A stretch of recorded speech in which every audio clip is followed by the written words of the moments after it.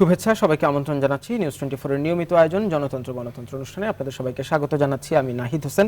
আমাদের আজকের জনতন্ত্র গণতন্ত্রে আলোচনার বিষয় আমরা ঠিক করেছি মিয়ানমার ও আঞ্চলিক নিরাপত্তা। গত কয়েকদিন ধরেই নিশ্চয়ই আপনারা সংবাদ মাধ্যমগুলোতে দেখছেন বাংলাদেশের তমরু সীমান্তে এবং মিয়ানমারের দিকেও তমরু রাইট তমরু লেফট বলে দুটি জায়গা আছে। সেই সীমান্তবর্তী অঞ্চলটিতে গত প্রায় সপ্তাহ দুয়েক ধরেই গোলাগুলির আওয়াজ শোনা যাচ্ছে। বাংলাদেশে আগস্টের 28 তারিখ দুটি অবিস্ফোরিত মর্টার শেল এসে পড়েছে, গুলির খোসা পাওয়া যাচ্ছে। এরই মধ্যে মিয়ানমারের রাষ্ট্রদূতকে বাংলাদেশের পররাষ্ট্র মন্ত্রণালয় থেকে দুবার তলব করে প্রতিবাদ জানানো হয়েছে। তারপরও আজকে পর্যন্ত যেটি আমাদের দেখা, আমাদের প্রতিবেদকরা সেখানে আছেন, সেই গোলাগুলির শব্দ বন্ধ হয়নি এবং পুরো অঞ্চলটিতে একরকম ভয়ের পরিবেশ বিরাজ করছে, আতঙ্ক বিরাজ করছে স্থানীয় জনগোষ্ঠীদের মধ্যে। বলা হচ্ছে নানান গণমাধ্যমে যে মিয়ানমার সেনাবাহিনীর সাথে আরাকান আর্মির সেখানে যুদ্ধ চলছে, যদিও এর সপক্ষে দুই বাহিনীর কোনো দিক থেকেই কথা শোনা যায়নি, কিন্তু বাস্তবতা হচ্ছে সেখানে গোলাগুলি হচ্ছে এবং সেই শব্দ এবং মাঝে মাঝে তার প্রভাব বাংলাদেশের সীমান্তে এসে পড়ছে, বাংলাদেশের ভূমিতে এসে পড়ছে। এই সার্বিক অবস্থা নিয়ে আসলে সামনের দিনে আমাদের করণীয় কি, এটির কূটনৈতিক কৌশল কি হতে পারে কিংবা সামরিক কৌশল বা কি হবে, কি হওয়া উচিত, সেই বিষয়ে আমরা একটু আলোচনা করব। আমাদের সাথে এই বিষয়ে আলোচনা করার জন্য আমাদের সেটে এসে উপস্থিত হয়েছেন মেজর জেনারেল অবসরপ্রাপ্ত আব্দুর রশিদ, নিরাপত্তা বিশ্লেষক। আপনাকে আমন্ত্রণ জানাচ্ছি জনতন্ত্র গণতন্ত্র অনুষ্ঠানে। এছাড়া আমাদের সাথে অনলাইনে দুজন অতিথি যোগ দেবেন। আমাদের সাথে যুক্ত আছেন জনাব এম হুমায়ুন কবির, সাবেক রাষ্ট্রদূত, এবং আমাদের সাথে দিল্লি থেকে যুক্ত হয়েছেন প্রফেসর ডক্টর সঞ্জয় কুমার ভরদ্বাজ, জওহরলাল নেহরু বিশ্ববিদ্যালয়ের অধ্যাপক। আপনাদের দুজনকে আমন্ত্রণ জানাচ্ছি জনতন্ত্র গণতন্ত্র অনুষ্ঠানে। আমি একটু জেনারেল রশিদ আপনার কাছ থেকে শুরু করতে চাই। আপনিও নিশ্চয়ই অবগত আছেন যে ঘটনাগুলো ঘটছে।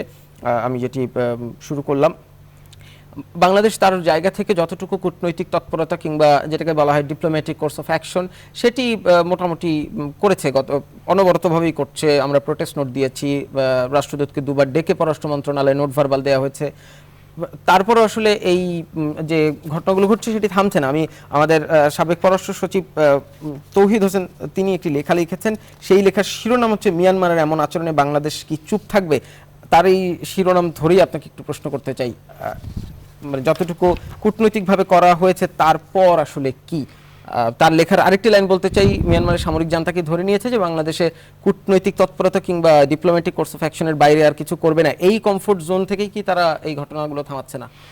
প্রথমে হচ্ছে যে ওনার যে বক্তব্যটা একজন কূটনীতিক হিসাবে যিনি পেশ করলেন, আমি মনে করি যে এটি হচ্ছে তার কাছ থেকে আমরা এক্সপেক্ট করছি না। প্রথমে আমি যেটা বোঝাতে চাচ্ছি অ্যাজ এ মিলিটারি লিডার্স, যে ওয়ার এটা হচ্ছে একটা সিরিয়াস ইস্যু, তো এটিকে এই হালকাভাবে দেখার মতো কোনো অবকাশ নেই। প্রথমে হচ্ছে যে আমি কি এই যে ঘটনাগুলো ঘটছে সেটি প্রথমে আমাকে চিন্তা করতে হবে, এটিকে বাংলাদেশের বিরুদ্ধে এটি করা হচ্ছে কিনা, মানে এর লক্ষ্য বাংলাদেশ কিনা। তবে যেভাবে সামরিক শেল, যেটা আপনি বললেন, এই যে মর্টার শেল এসে পড়েছে, হালকা মর্টার শেলের এসে পড়েছে, তো সেটি হচ্ছে বাংলাদেশের দিকে কোনো লক্ষ্যবস্তুকে লক্ষ্য করে মারা হয়নি। তাহলে তাদের ইন্টেনশনটা হচ্ছে যে এটি কি লক্ষ্যচ্যুত হয়ে বাংলাদেশে পড়লো নাকি বাংলাদেশকে লক্ষ্য করে মারা হলো। এখানে আমি যে সিদ্ধান্তে যদি যেতে যাই, তো অবশ্যই যারা গ্রাউন্ডে কাজ করছেন তারা আমার চেয়ে আরও ভালো বলতে পারবেন, কারণ আপনি ওই শেলের ডাইরেকশন, ক্র্যাটার অ্যানালিসিস, অনেক কিছু আছে যেটিতে আপনি অনুমান করতে পারেন যে এটি লক্ষ্যচ্যুত হয়ে আসছে কিনা। তো সেখান থেকে মোটামুটি আমরা ধারণা করছি যে এটা লক্ষ্যচ্যুত শেল, এটা বাংলাদেশের দিকে লক্ষ্য করে মারা হয়নি। তাহলে সমস্যাটা কোথায়? সমস্যাটা হলো একটি জায়গায়, সেটি হচ্ছে যে আন্তর্জাতিক সীমানা রেখা আছে, সীমানার ওই পারে হচ্ছে মিয়ানমার। এখন মিয়ানমারের ভেতরে আপনি যে বললেন যে যুদ্ধ চলছে, তাদের বিদ্রোহী গোষ্ঠীর সাথে, শুধু আরাকানে না, ওখানে ক্যাচিন, কারেন, কেয়া, তো সব জায়গাতে যুদ্ধটা খুব প্রবল হয়েছে। এত প্রবল হয়েছে যে এখন হচ্ছে মিয়ানমারে, যেটাকে আমরা টাটমাড্রো ফোর্স বলছি, সরকারি বাহিনী, তাদের মানে টিকে থাকাটা হচ্ছে এখন একটা প্রশ্ন সাপেক্ষ হয়ে গেছে। তো আগামী দিনে এই যুদ্ধের ভারী ভারী অস্ত্র আমরা দেখছি যুদ্ধের জন্য তারা ব্যবহার করছে, এমনকি বিমান শক্তিও তারা ব্যবহার করেছে। তো এরকম একটা পরিবেশ আমার বর্ডারের কাছে হচ্ছে, এখন তার একটা ফল আউট ইফেক্ট আমার উপরে আসবেই, তো সেটি আসছে। তবে যতটুকু এসেছে আমি মনে করি যে পরিমাণ যুদ্ধ এখানে চলছে সেই তুলনায় এটি হচ্ছে অতি সামান্য। এখন যেভাবে নেবে, এটা হচ্ছে আমাদের ধারণা। এখন এই সামান্য কারণে আপনি এটা কি রেসপন্স করতে চাচ্ছেন। আমাদের দুটো অপশন আছে, একটি হলো মিলিটারি রেসপন্স, একটা হচ্ছে ডিপ্লোম্যাটিক রেসপন্স। তা আমি মিলিটারি রেসপন্স যদি করি তাহলে এটি হচ্ছে একটা যুদ্ধের উস্কানি তৈরি করতে পারে। আমি কি যুদ্ধের জন্য প্রস্তুত? প্রথম হচ্ছে এটি যে অনেকে আর কি এরকম বলছে যে মিয়ানমার মধ্যে বাংলাদেশে গণনায় নেয় না ইত্যাদি ইত্যাদি কথা, এগুলো হচ্ছে মানে কথ্য কথা, এগুলো কোনো ভিত্তি নেই। Perception, stereotype. এটা পারসেপশন না, এটা হচ্ছে তার ধারণাগতভাবে সে একটা কথ্য কথা ছাড়লো। কিন্তু আপনি যুদ্ধে যাবেন কি যাবেন না, একটা রাষ্ট্র হিসেবে মিলিটারি রেসপন্স করার আগে এর যে প্রতিক্রিয়া, এর বর্তমান প্রতিক্রিয়া, আগামী প্রতিক্রিয়া, ভূ রাজনৈতিক প্রতিক্রিয়া এবং সর্বশেষ এটির ফল বাংলাদেশে শুভ হবে কি অশুভ হবে, তো সব কিছু মিলে যেটি আপনি আজকে বলেছেন যে এটি আঞ্চলিক স্থিতিশীলতা নষ্ট করছে কিনা, দ্যাটস এ গ্রেট কোশ্চেন। এখন এই স্থিতিশীলতা নষ্ট হলে, যে মিয়ানমারের তো স্থিতিশীলতা নেই, তো আমি তাকে ধরে নিলাম যে সেই স্থিতিশীলতা নিয়ে অত চিন্তা করছে না। আমি চিন্তা করছি, কারণ হচ্ছে আমার দেশ স্থিতিশীল আছে, আমাদের অগ্রগতি, আমরা হচ্ছে বাংলাদেশ হচ্ছে এখন যেটাকে বলা যায় ফাস্টেস্ট গ্রোয়িং ইকোনমি। তো সেই জায়গাতে এটি বাধাগ্রস্ত হবে কিনা। আরেকটি হলো মিলিটারি রেসপন্সে যদি আমি যাই তাহলে আমার কি পরিমাণ অর্থ ব্যয় করতে হবে, তাহলে আমার যে এই যে ফাস্টেস্ট গ্রোয়িং ইকোনমি আমি ধরে রাখতে পারবো কিনা, এই সব কিছু ইকুয়েশন মিলেই হচ্ছে মিলিটারি রেসপন্স। এখন এটাকে সহজ কথায় বলা যায় যে আমাকে গণনায় নিচ্ছে না। এখন সে একটা মর্টার মেরেছে, বাংলাদেশের ততটুকু সক্ষমতা এখনো বাংলাদেশ ধরে রেখেছে, সেটি হচ্ছে এর জবাব সে আরেকটি মর্টার দিয়ে দিতে পারে। তো সেই ক্ষেত্রে আপনি দিচ্ছেন না কেন, আপনাকে একটা সিচুয়েশন ডেভেলপমেন্ট। কিন্তু জেনারেল রশিদ, একটু ইন্টারাপ্ট করি, মানে বাংলাদেশ সরকারের পক্ষ থেকে পররাষ্ট্র সচিব একাধিকবার বলেছেন যে ঘটনাগুলোকে আমরা দুর্ঘটনা হিসেবেই দেখতে চাই, কিন্তু এই ঘটনাগুলো আমরা প্রত্যাশা করি না, কূটনৈতিকভাবে যতটুকু প্রতিবাদ জানানো হয়েছে।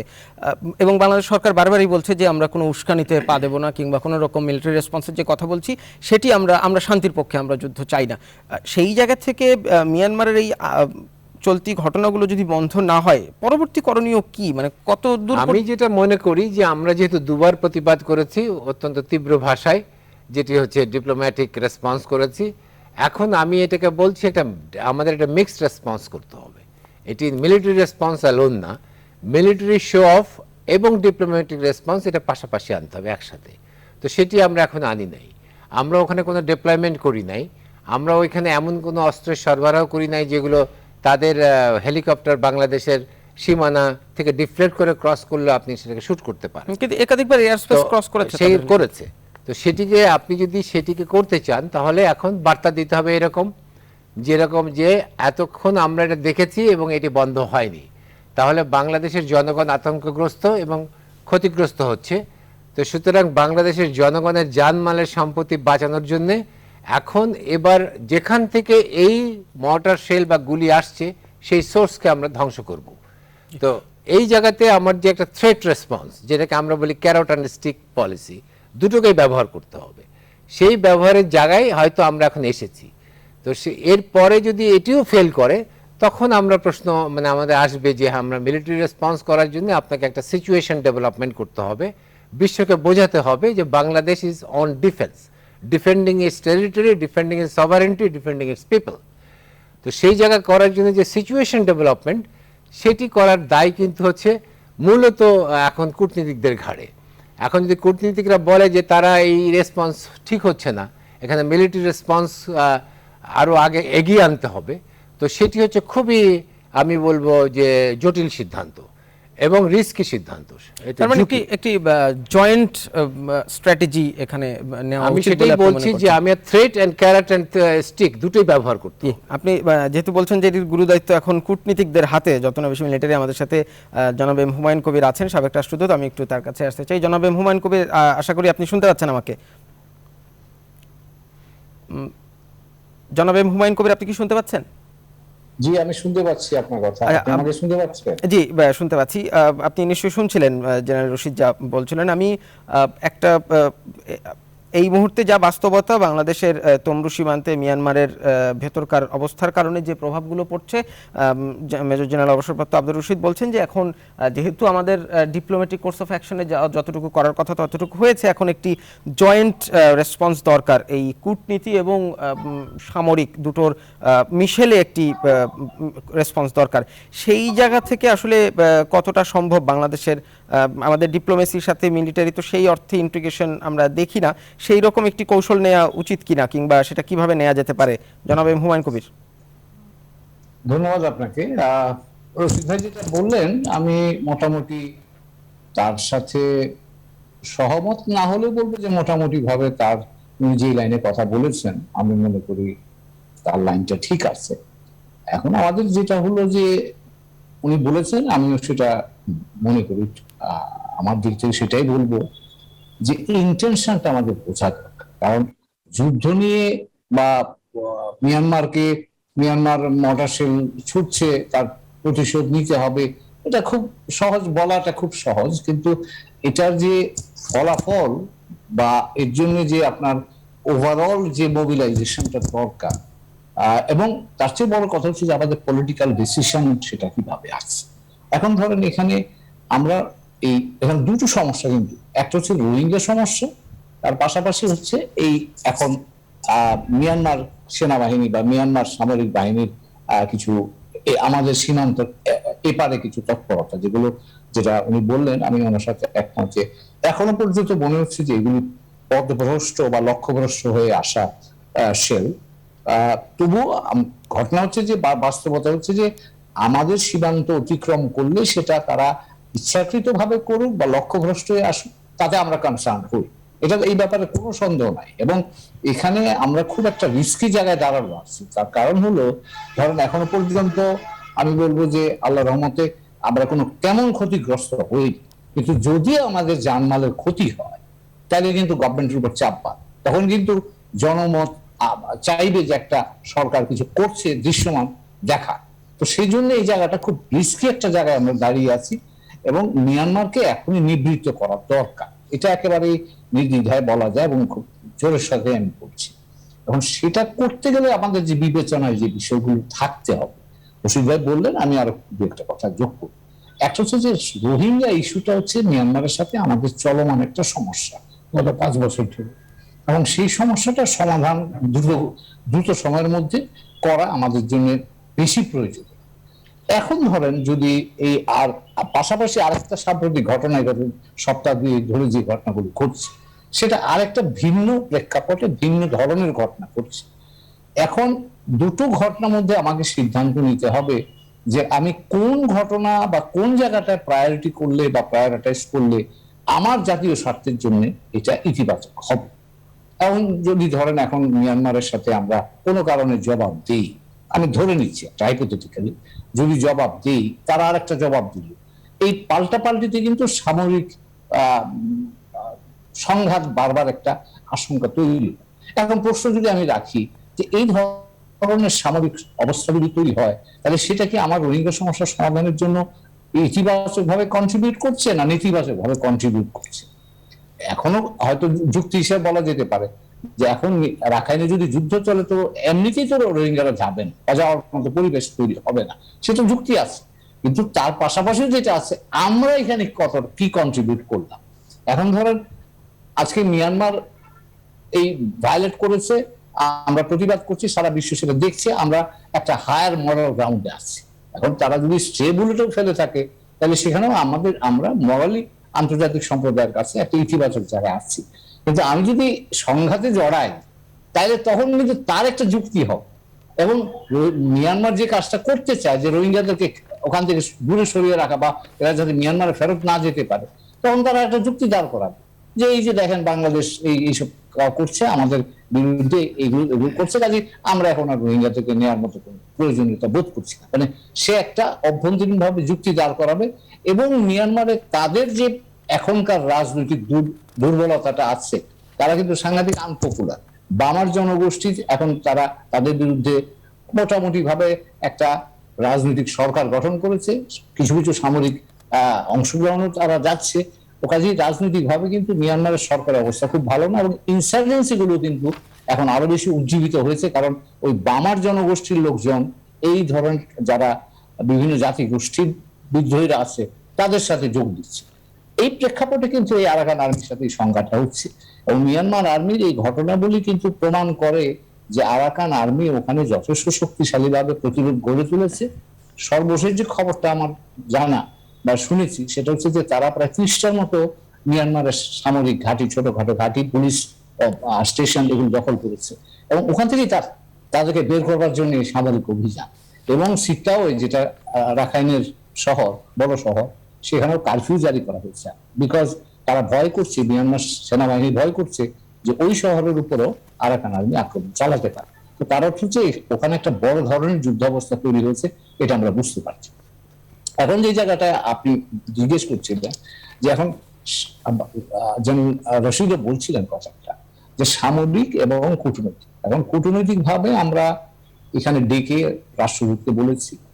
এখানে যিনি রাষ্ট্রদূত, আমি যতটা শুনেছি, আমি শিওর না যে তিনি একজন বেসামরিক মানুষ। তো মিয়ানমারের কাঠামোটা হচ্ছে পুরোপুরি সামরিক, কাজে উনি হয়তো খবরাখবর দিচ্ছেন বা বাংলাদেশের প্রতিক্রিয়াটা ওখানে পৌঁছে দিচ্ছেন, কিন্তু সেটা ওখানে কিভাবে প্রসেস হচ্ছে এটা আমি এখন বুঝতে পারছি না।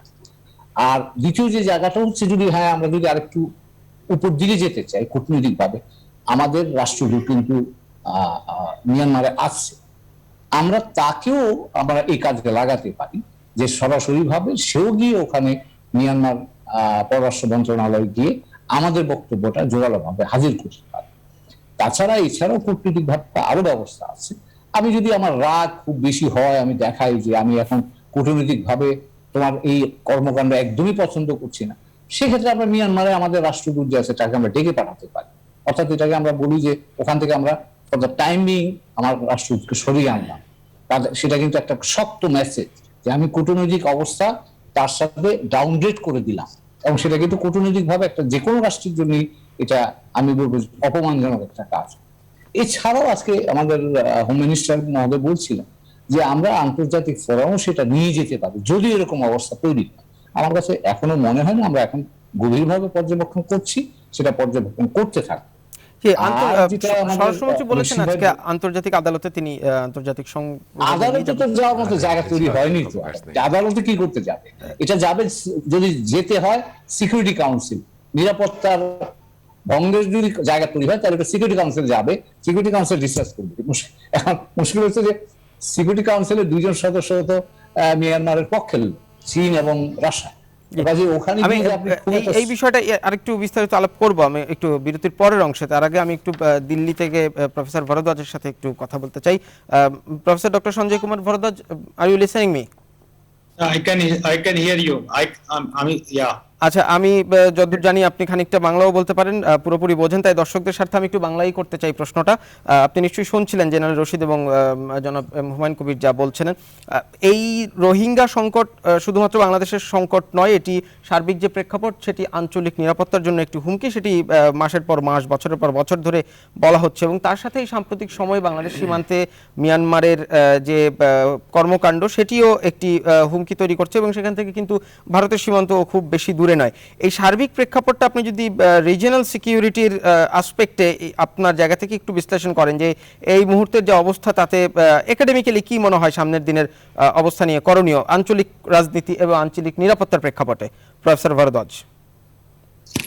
Thank you very much for inviting.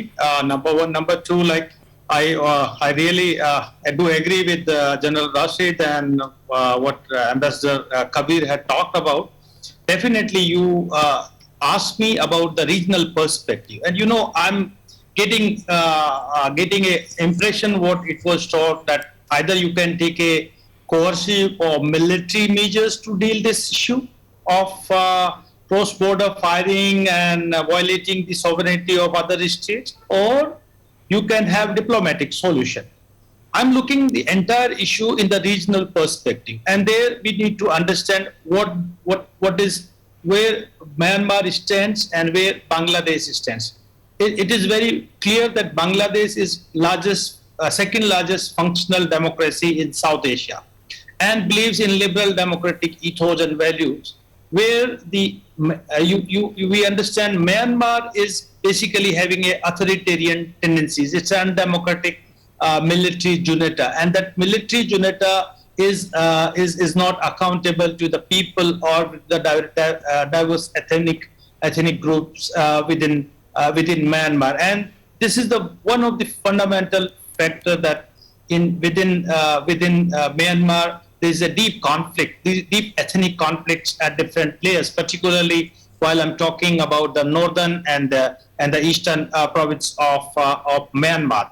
And there comes because Bangladesh and India are having border with Arakan region, or particularly the Rakhine and Shan states, and Shan states and Chin states are also having border with China. So we have to understand entire issues in the regional and a broader perspective. What are the factors and who are the actors in entire persecutions of the minority communities, particularly if I'm indicating about the Rohingya refugees, the Rohingya people, that how they have been persecuted for last 2 decades, particularly in 2017 that the people are forced to migrate. In fact, this is all the entire political structure, the entire structure of Myanmar is responsible, and what they are doing basically, they are getting supports for their regimes. There are 2 types of supports are going on. Particularly, if I'm indicating, my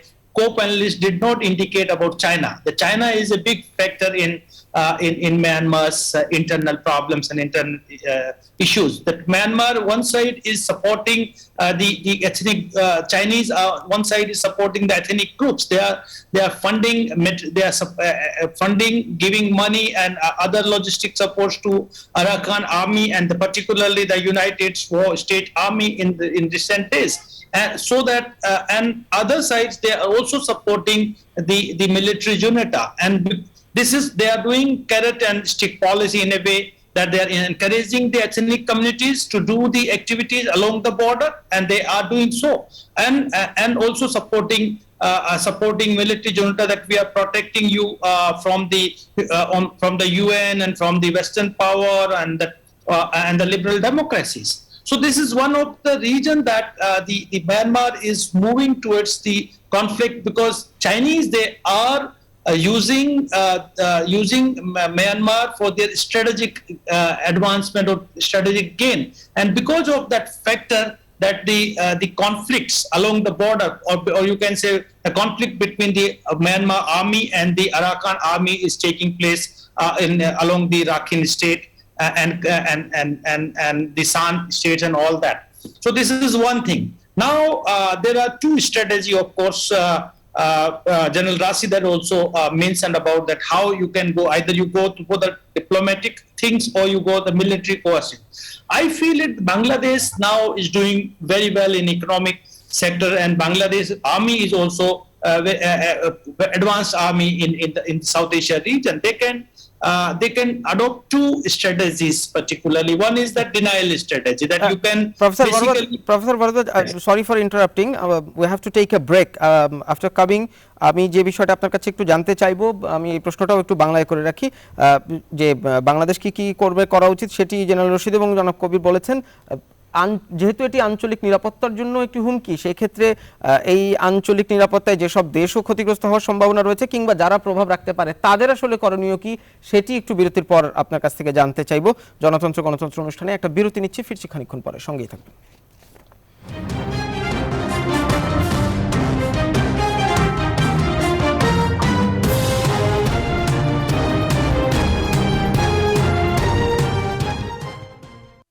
বিরতির পর আবারও আমন্ত্রণ জনতন্ত্র গণতন্ত্র অনুষ্ঠানে। আজ কথা বলছি Myanmar ও আঞ্চলিক নিরাপত্তা এই বিষয়ে। আমাদের সাথে আছেন মেজর জেনারেল অবসরপ্রাপ্ত আব্দুর রশিদ, আছেন জনাব এম হুমায়ুন কবির এবং আমাদের সাথে আছেন ডক্টর সঞ্জয় কুমার ভরদ্বাজ।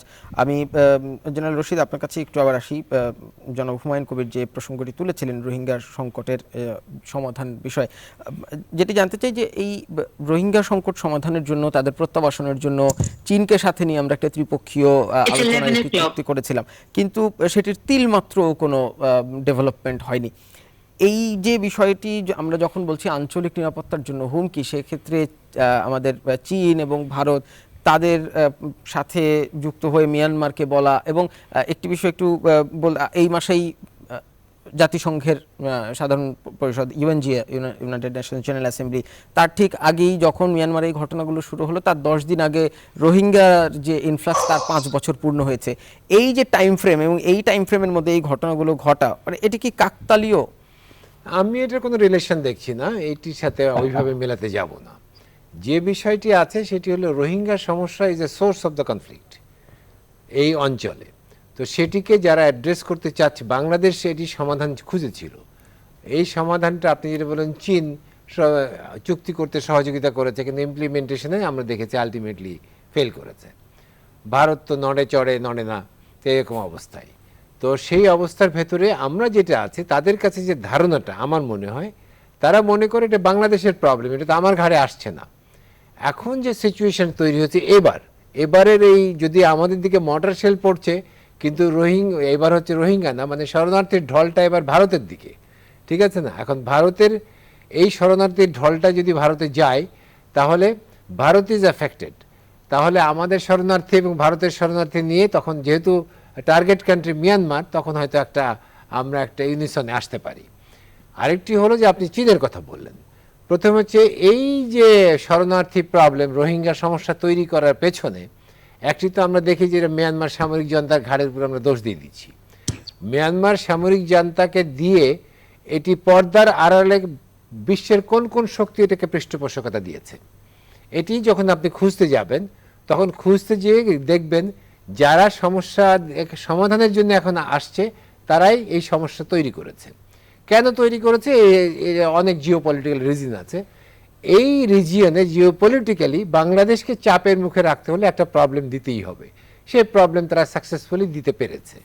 এখন আপনি কেমন করে মনে করেন যে জিওপলিটিক্যাল ইকুয়েশন যেটি আছে, China, India, Russia and Indo Pacific সব কিছু মিলিয়ে যদি আমরা চিন্তা করি, সেখানে তো কোনো রকম পোলারাইজেশন এখনো সঠিকভাবে হয়নি। তাহলে আপনি কেমন করে মনে করছেন এইসব শক্তিগুলো আমাদের রোহিঙ্গা প্রবলেম অতি সহজেই সমাধান করে দেবে না। এখন হচ্ছে যেটি বাংলাদেশের, যেটি আমরা করতে হয়তো পারি না মানে ওই তুলনায় ছোট দেশ হিসেবে, সেটি হচ্ছে যে আমাদের ন্যাশনাল ইন্টারেস্টকে যদি আমরা অ্যাটলিস্ট মিউচুয়াল ইন্টারেস্টে ট্রান্সফর্ম করতে পারি কিনা, অর্থাৎ আমার স্বার্থ যেটি সেটি ভারতের স্বার্থের সাথে কতটুকু আমাদের পারস্পরিক স্বার্থ হিসেবে আমরা মেলাতে পারছি। এই ট্রান্সফরমেশনের জায়গায় যদি আলাদা আলাদা স্বার্থ থাকে তাহলে আমরা এগোতে পারবো না। Transforming our national interest into mutual interest, that's a very important. এইটাকে বলছে যে জাতিসংঘে নিয়ে যাবে নিরাপত্তা পরিষদে। এখন বাংলাদেশ নিরাপত্তা পরিষদে যেটাকে আমরা বলি P5 মানে হচ্ছে যাদের ভেটো পাওয়ার আছে। তো কয়টা ভেটো পাওয়ার আছে যে বাংলাদেশের পক্ষে ওখানে একটা ভেটো দেবে? বাংলাদেশের মুক্তিযুদ্ধের সময় একই দিনে রাশিয়া 2টা ভেটো দিয়েছিল। চীন বাংলাদেশের এন্ট্রিতে, মানে আমাদের জাতিসংঘের, সেখানে তারা ভেটো প্রথমে দিয়েছিল, পরে আর দেয়নি, যার জন্য আমরা জাতিসংঘের সদস্য হতে পেরেছিলাম। তো এই যে সার্বিক ব্যাপারে উনি যেটা বললেন অ্যাম্বাসেডর হুমায়ুন কবির, যে দুটি দেশ তো তার পক্ষে কাজ করছে, তো মিয়ানমারের পক্ষে এই দুটো দেশ হয়তো একবার কেন 5 বার ভেটো দেবে? আমার পক্ষে কে নিরাপত্তা পরিষদে কোন P5 কথা বলবে সেটি আমি খুব পরিষ্কার না। হয়তো কূটনীতিকরা আরো ভালো বলতে পারবেন যারা এখান থেকে চলাচল করেন বেশি। আমরা এই প্রশ্নটা আমি জনাব হুমায়ুন কবিরকে করব, তবে তার আগে মিউচুয়াল ইন্টারেস্টের সেই প্রসঙ্গে প্রফেসর ডক্টর সঞ্জয় কুমার ভরদ্বাজ, আপনাকে এর বিরতির আগে যে প্রশ্নটি করেছিলাম যে যেহেতু এই সমস্যাটি আঞ্চলিক নিরাপত্তার জন্য হুমকি হচ্ছে, কিন্তু রোহিঙ্গা সমস্যা সমাধানে ভারত আমাদের নিকটতম প্রতিবেশী, বড় প্রতিবেশী, ভারতের পক্ষ থেকেও বলা হয় Bangladesh the closest neighbourhood first, সব মিলিয়ে ভারতের যে অবস্থান নেয়ার কথা আমাদের বিশ্লেষকরা বলেন, সরকারের পক্ষ থেকেও বলা হয় যে ভারত সেই শক্ত অবস্থানটি নিচ্ছে না। ভারতের কি আরেকটু ভোকাল হওয়া উচিত এই রোহিঙ্গা সংকট সমাধানের জন্য? ভারতকে আরেকটু শক্তিশালী অবস্থানে গিয়ে কথা বলা উচিত কিনা আন্তর্জাতিক অঙ্গনে? Doctor Bhardwaj. Yeah, thank you. Let me bring two very important issues before looking India's role in Myanmar issue. India's role in the Rohingya issue. Please, in shortly, kindly, we have shortage of time. Very short. There are two direct threats to the regional security. One is of course, you can see the way the issue of drug trafficking, human trafficking, and particularly, I would mention about the Yaba pills that is smuggled from the Arakan region, Rakhine states, and Arakan army is involved in that and using the Rohingya refugees. That has become a big threat to the regional security or entire South Asia. We should not feel it that it is a issue of Bangladesh only, because today if they are coming to Bangladesh, tomorrow they will come to India also. My point is there that India and Bangladesh should work together to control arms trafficking, human trafficking, and drug trafficking. That is one thing. Second thing, of course, you correctly pointed out about the Rohingya issue. It is, if India is thinking that it is just problem between Myanmar and Bangladesh, it is not. Today, Bangladesh is facing more than 1 million people in their land. They definitely will come towards the Indian side as well, because the persecutions of the minority will continue in Myanmar. I'm sure that India should take very strong initiatives to instill the democracy. Number one, to expose Myanmar government on the issue of human rights. So there, India and Bangladesh can work jointly on two areas. One is that denial strategy, that we should help Bangladesh and India northeastern border to develop intelligence intelligence or data sharing formula, and we should also have very strong surveillance border on that. Second thing, if it doesn't stop continuing, then I think India and Bangladesh should jointly have a punishment by deterrence, that like Indian government had surgical strikes in Myanmar to control the northeastern insurgents groups. I think on the issue of Arakan army, and they are doing these kinds of activities and persecuting the Rohingya refugees, I think the two countries should also take coercive measures, military measures to control these things, because it is not just threat to Bangladesh, it is the threat to the entire South Asia. Thank you, Professor Varadaj. Your point is very much clear. জনাব M Humayun Kabir, আপনাকে যেটি জিজ্ঞেস করতে চাই general রশিদের প্রশ্নসূত্র ধরে, যে এই যে মিয়ানমারকে আমরা জাতিসংঘে যে প্রশ্নগুলো তুলব, কিংবা সেখানে P5 আসলে কে বাংলাদেশের পক্ষে কথা বলবে, সেটি একটি বড় প্রশ্ন। কূটনৈতিক জায়গা থেকে আমাদের তৎপরতা নিশ্চয়ই আপনি কমতি দেখছেন না, কিন্তু আঞ্চলিক নিরাপত্তা কিংবা বাংলাদেশের এই সমস্যার সংকট সমাধানে জাতিসংঘ আসলে কতটা ভূমিকা রাখতে পারবে সামনের দিনে? ধন্যবাদ আপনাকে। সেই অনেক দূরের জায়গা, আমরা একটু পরে যাব, তার আগে আরেকটু বুঝে নিই জিনিসটা। এখন সমস্যাটা কি? এই মুহূর্তে সমস্যা হচ্ছে মিয়ানমার যাতে এই ধরনের সামরিক অপচেষ্টা বা এই ধরনের কোনো কাজ না করে, তাকে থামানো। এটাই তো আমাদের প্রথম কাজ। এখন রোহিঙ্গা সমস্যার সমাধানটা আমরা চাই, কিন্তু সেটা সময় সাপেক্ষ ব্যাপার, সেটা সময় লাগতে পারে। এখন সেই কাজটা যদি করতে হয়, আপনি অত দূরে জাতিসংঘে যাওয়ার আগে আপনাকে মিয়ানমারের সাথে কারা কাজ করে, কাদের ইনফ্লুয়েন্স আছে, সেটা আপনাকে বিবেচনায় নিতে হবে। এবং সেখানে ধরেন ভারতের একটা ভূমিকা আছে। 5 তারিখে, এই মাসের 5 তারিখে, গত সপ্তাহে মাননীয় প্রধানমন্ত্রী যখন দিল্লিতে, ভারতীয় পররাষ্ট্রমন্ত্রী কিন্তু এসে দেখা করেছিলেন 5 তারিখে, এবং সেখানে কিন্তু এই রোহিঙ্গা এবং মিয়ানমারের এই সামরিক তৎপরতা নিয়ে কিন্তু দুই জনের মাননীয় প্রধানমন্ত্রী এবং ভারতীয় পররাষ্ট্রমন্ত্রীর মধ্যে আলোচনা হয়েছে। তো কাজেই এই বিষয়টা নিয়ে ভারত আমাদের পক্ষ হয়ে, বা আমরা এই যে সমস্যায় পড়েছি সেখানে যাতে এই সমস্যাটা নিরসন করা যায়, তার জন্য ভারত একটা ভূমিকা নিতে পারে, এবং আমার ধারণা ভারত হয়তো নিতে চাইবে বা নিতে নেওয়ার মতো একটা অবস্থায় তারা থাকবে। এবার ধরেন চীন সম্পর্কে নানান কথাবার্তা তো আমরা বলি, কিন্তু চীন এই মুহূর্তে আপনি যদি এটাকে থামাতে চান, মোস্ট ইফেক্টিভ ফোর্স হিসাবে বা ইফেক্টিভ অ্যাক্টর হিসাবে চীনের সাথে আপনার কথা বলা ছাড়া উপায় নেই। জনাব এম হুমায়ুন কবির, একটু আপনাকে থামাতে হচ্ছে, আমাদেরকে আরেকটা বিরতি নিতে হবে। বিরতি থেকে ফিরে এসে এখান থেকে আপনার কাছ থেকে একটু শুনতে চাইবো জনতন্ত্র গণতন্ত্র অনুষ্ঠানে আরেকটা বিরতি নিচ্ছি, ফিরছি খানিকক্ষণ পরে, সঙ্গেই থাকবেন।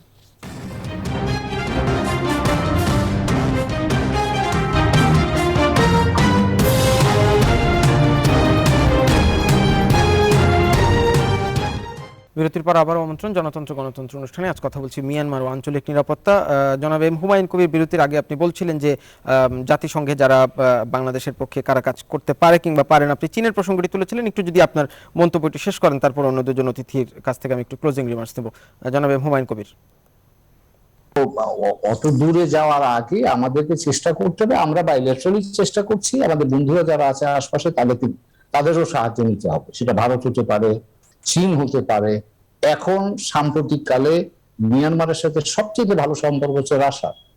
তো রাশিয়ার সাথে তো আমাদেরও সম্পর্ক খারাপ নেই, সবচেয়ে বড় আমাদের প্রকল্প রাশিয়ার প্রকল্প। আমরা দরকার হলে এখন যাতে এই ধরনের যুদ্ধাবস্থাটা যাতে না হয় তার জন্য রাশিয়ার সাহায্য চাইতে পারি। ওদের কাছে আমরা রিকোয়েস্ট করতে পারি, ভাই তোমরা একটু মিয়ানমারের উপর প্রিভেইল করো, তাদেরকে বোঝাও এই কাজগুলো যেন তারা বন্ধ করে, তারা তাদের অভ্যন্তরীণ বিষয় যাই করে আমাদের সীমান্ত যেন অতিক্রম না করে, আমাদের জন্য যেন ঝামেলাটা না পাকায়। তো এই জায়গাটা আমাদের কাজটা করতে হবে। এখানে যদি আমরা ফেল করি তাইলে তো আপনার কোথায় যেতে হবে? আপনাকে যেতে গেলে ওই জায়গাতেই চেষ্টা করতে হবে। ভারত এখন নিরাপত্তা পরিষদের অস্থায়ী সদস্য, আমাদের একটা বন্ধু, আমরা তো ভারতের অনেক বন্ধুত্ব দাবি করি, সর্বকালের সবচেয়ে উত্তম বন্ধুত্ব বলে বলছি। ভারতের কাছে আমরা রিকোয়েস্ট করতে পারি যে তুমি ভাই এটা জাতিসংঘ নিরাপত্তা পরিষদের অন্তত একটা ইনফর্মাল ডিসকাশনের আয়োজন করে, যাতে তারা অন্তত এটা ব্যাপারে আলোচনা করতে পারে। কাজ কতটা হবে দ্যাটস এ ডিফারেন্ট ইস্যু, কিন্তু আমাদের পদ্ধতিগুলো তো মেনে সামনে যেতে হবে। কাজে আমরা দ্বিপাক্ষিক ভাবে চেষ্টা করছি, না হলে বন্ধুদের সাহায্য নিতে হবে। সেটাও যদি কাজ না করে তাহলে আপনাকে যেখানে যাওয়া সেখানে তার মানে জনাব ইমামুল কবির, আমাদের হাতে এখনো আরো অনেকগুলো পথ আছে, সেটি একটি একটি করে সরকার এবং রাষ্ট্রের উচিত এক্সপ্লোর করে দেখা। ধন্যবাদ জনাব ইমামুল কবির। প্রফেসর ডক্টর সঞ্জয় কুমার ভরদ্বাজ, জনাব কবির যেটি বলছিলেন যে আমরা অন্যান্য দেশের কাছে এই বিষয়ে সহযোগিতা চাইতে পারি, সেক্ষেত্রে ভারত কি আসলে মিয়ানমারের বর্তমান যে কর্মকাণ্ড সেটি বন্ধ করার জন্য মিয়ানমারের সাথে কথা বলবে? ভারতের বড় বিনিয়োগ আছে, মিয়ানমারের সাথে সম্পর্কও ভালো, সব মিলিয়ে বাংলাদেশের সহযোগিতার জন্য ভারতের অবস্থান কি হওয়া উচিত? Professor Bhardwaj. Yeah, in fact, you are correct. I think being India is a regional power, it should be a responsible regional power. And my point is very simple: that I think that we should not attach democracy with the strategic interest. I think we should promote democracy, number one, and also the strategic interest should not be attached with the human rights and should not compromise with the human rights and human security issues. And what happened, like in the past, we have prioritized the strategic interest on democracy as well as on the human rights and human security issues. So I think it is a time that being India and Bangladesh, they should more focus on the issue of promotion of democracy in Myanmar, of course, and to protect the human rights and human security in this issue, so that the persecutions of the minority communities across the board should not happen. And India, in fact, should take a very constructive role to initiate a peace process among the I think different ethnic communities in Myanmar, yes, so that a peaceful relations between these countries can be established. Of course, India is taking number of initiatives, particularly that Tri-Nations road connectivity projects. Bangladesh is also joining. That kind of involvement will definitely. Professor Bhardwaj, India অনেক কিছুই করছে, তবে যেটি বিশ্লেষকরা বলেন যে India should be more vocal on the issues of Rohingya crisis. Thank you professor Bhardwaj. General Rashid, আপনার কাছ থেকে এই যে সামগ্রিক অবস্থা দেখছেন, নানান রকম পরামর্শ আপনারাও দিলেন, সরকারের তরফে যেগুলো করা হচ্ছে, আপনার একটু ক্লোজিং রিমার্কসের মতো করে যদি বলেন, সামনের দিনে জনাব হুমায়ুন কবির বলছিলেন চীনের সাথে কথা বলতে পারি, রাশিয়ার সাথে কথা বলতে পারি। চীনের সাথে 5 বছর ধরে আমরা কথা বলেছি, তার তো বলছি ফল দাঁড়ায়নি। আমার কাছে ওটাই মনে হয়েছে যে যাদের পেছনে আমরা ঘুরেছি, 5 বছর চীনের পেছনে আমরা হেঁটেছি, কোনো ফল আসে নাই। তাহলে আমাকে এখন আমার কৌশল পরিবর্তন করতে হবে। শুরুতে যে গল্পটা আমরা শুনেছি যে আমাদের ঘাড়ে চীন বা কিছু দেশ বলেছে বাইলেটারাল সমাধান করেন, হ্যাঁ, মাল্টিলেটারাল করা যাবে না। এই দ্বিপাক্ষিকতা আর বহুপাক্ষিকতা, এর ভেতরে বাংলাদেশ এই দোলাচলে হেঁটেছে। এখন এই দোলাচলে হাঁটার পরে তো আর কিছু না হোক, আমরা কিছু অভিজ্ঞতা পেয়েছি। তো সেই অভিজ্ঞতার ফল পাইনি, অভিজ্ঞতা পেয়েছি। তো সেই সূত্রে আমাদের মূল জায়গাটা হলো রোহিঙ্গা প্রত্যাবাসন। তো রোহিঙ্গা প্রত্যাবাসনটা যাতে হতে থাকে, এই জন্যই আমাদের ফোকাস করতে হবে। আমি বলেছি যে সমস্যাটা সবাই মনে করছে এটা বাংলাদেশের সমস্যা। বাংলাদেশ তো আবার কিছু পশ্চিমা দেশ তো আমাদের পরামর্শ দেয় এই যে 1.2 মিলিয়ন লোককে বাংলাদেশে অ্যাবজর্ব করতে। না, বাংলাদেশে এত 16 কোটি লোক আছে, ঠিক আছে, এই 10 লক্ষ 15 লক্ষ লোক হলে কিছু হবে না, সেরকম পরামর্শ আসে। তো এর ভেতরে আমাদের কাজ করতে হবে। একটা কনফ্লিক্টিং সিচুয়েশন আছে, খুব জটিল জিনিস। তো সেখানে আমাকে মোটামুটি আমি মনে করি যে পুরাতন পথে হাঁটলে পারে আমার মনে হয় আমরা আগায় সেই অভিজ্ঞতাই পাবো, কোনো ফল পাবো না। আমাকে নতুন কৌশল তৈরি করতে হবে। যদি আমি হিউম্যান রাইটস ইস্যু দিয়ে এই রোহিঙ্গাকে প্রত্যাবাসন করতে চাই, তাহলে আমার relation with my neighbours and as well as আমাদের যারা ওয়েস্টার্ন কান্ট্রি আমাকে সাপোর্ট করতে চাই, এটি হলো একটি যে আমি তাদের কতটুকু সাহায্য নেব এবং তারা কতটুকু সাহায্যে আসবে সেটিও একটা বিষয় আছে। একক চীনের পেছনে হেঁটে আমার মনে হয় আমাদের কোনো লাভ হয়নি। তো সেক্ষেত্রে আবার এখন যেটা আমরা দেখতে পাচ্ছি যে মিয়ানমারের ভেতরে চীন মিয়ানমার সরকারকেও সমর্থন করছে, আবার আরাকান আর্মিকেও অস্ত্র দিচ্ছে। এই যে তার যে নীতিটা, তার এই যে খেলাটা কি সে কি is a main player total ইস্যুতে মিয়ানমারকে দিয়ে খেলছে, তাহলে চীন একটা গ্রেট প্লেয়ার। তো সেই প্লেয়ারের প্লেয়িংয়ের মধ্যে আমিও ঢুকতে চাচ্ছি। তা আমার মনে হয় that will not be very right perception. Sir, এটা আমার কাছে হচ্ছে খুব মনে হচ্ছে যে এটা আমরা হয়তো সঠিক। অনেক অনেক ধন্যবাদ জেনারেল রশিদ। আমাদের সময় স্বল্পতার জন্য আমাদের শেষ করতে হচ্ছে। আজ কথা বলছিলাম মিয়ানমার ও আঞ্চলিক নিরাপত্তা নিয়ে মেজর জেনারেল অবসরপ্রাপ্ত আব্দুর রশিদ, জনাব এম হুমায়ুন কবির এবং প্রফেসর ডক্টর সঞ্জয় কুমার ভরদ্বাজ। আপনাদের তিনজনকেই ধন্যবাদ জানাচ্ছি আমাদের জনতন্ত্র গণতন্ত্রে আসার জন্য। এই ছিল আজকের জনতন্ত্র গণতন্ত্র। ধন্যবাদ সবাইকে।